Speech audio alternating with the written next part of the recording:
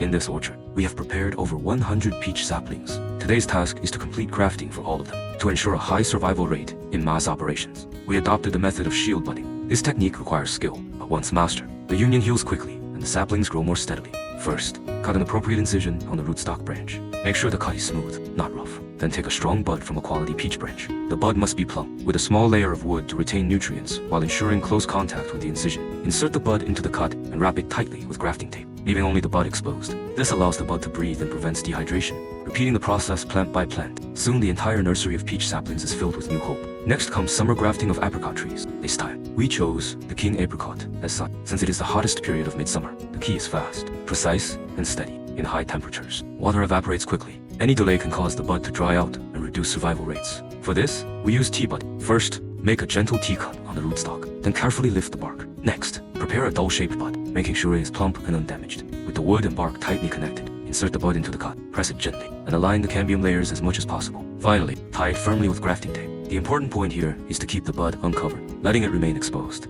This way, even in the hot and humid midsummer, the bud can sprout successfully. Pear trees have always been vigorous, and the previous graft wounds have now completely healed, leaving smooth unions. This time, we will perform top grafting on another branch of the Xinhua pear to replace its variety. This improvement method allows old varieties to be quickly renewed with new, higher quality ones. We selected the snow pear as scion for the operation. We use whip-on-tongue grafting, a very practical method. First, cut a slanting incision on the rootstock, then make a matching cut on the scion. When joined, they fit together like two tongues interlocking, creating a large contact area and tighter bond. To increase success, we grafted 3 buds on one rootstock branch. This significantly raises the survival rate. Finally, wrap each graft tightly with grafting tape, leaving the buds exposed. Within a few days, the buds will swell and inject new life into the tree. Finally, let's demonstrate apricot grafting again. We still use whip-and-tongue grafting with King Apricot as scion. Select the scion carefully.